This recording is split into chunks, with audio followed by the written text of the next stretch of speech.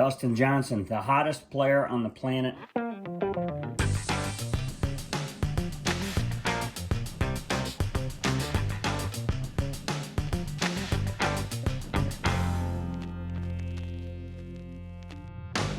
Hottest player on the planet, minus 56 or 57 for a 3-week stretch.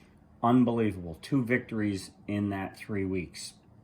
And a playoff loss to John Rahm in the middle. So why is Dustin playing so well? What is he doing in his golf swing? And this is footage that was put out by TaylorMade. Chops to them because he's been on staff with TaylorMade for at least 10 or 11 years. Dustin's first win actually came at the Turning Stone Resort Casino. So as I watch his swing and start breaking it down, we'll see how nice of a backswing he's making. Super loaded. Yes, his part of his hat is through that line. I like drawing a line up from the ankle through the hip, and you'll see how his leg really turns inside of that line. That's a kind of a big power move. You'll notice how he starts to gain a little bit of space. I like to see about a golf ball's worth of space between the right hip and that line at the top of the swing. As he comes down, if I draw another line up from the ankle to the back of his head, what we'll see is some beautiful rotation where his head stays against that line, pelvis and chest are turning. Here's that lowercase letter Y geometry that we're always looking for, which helps to put the divot past the point of the golf ball. 2 things to note with Dustin as he's swinging back and then swinging down. A lot of people, they talk about the bow in his left wrist. Well, that's something he's been doing for 20 years.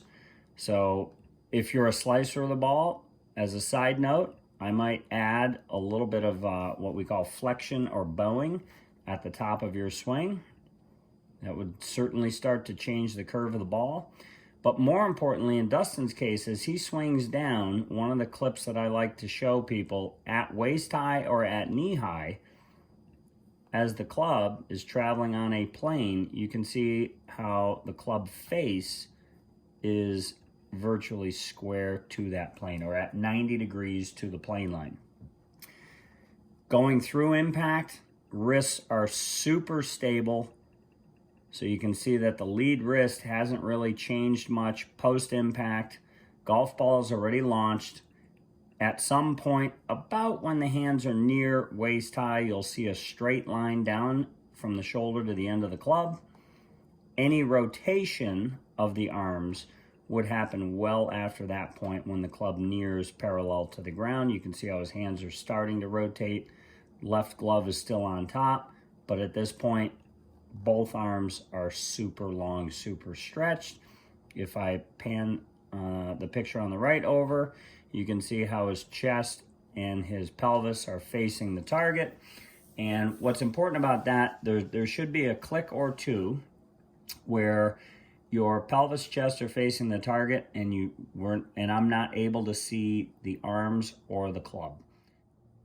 This type of release pattern reduces the need for timing of the golf swing because the club face stays so square for so long. The ball gets in the way. See, the club face is not twisting, turning through impact until way out here when the club gets near parallel to the ground or waist high.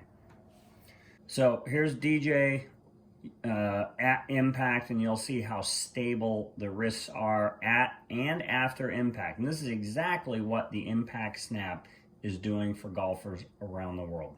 It's stabilizing wrist angles so that wrists aren't bending, they're not twisting, they're not torquing anywhere near the ball. And at parallel to the ground, we should have a super long radius. So get your impact snap today and start releasing it like a pro. I'm Marty Nowicki for Impact Snap. I hope this video helped you. Please leave your comments down below. That helps us to create more content for you. please hit the subscribe button, click the bell notification. That way you get notices each time we put out more content. For Impact Snap, I'm Marty Nowicki. Thank you for watching.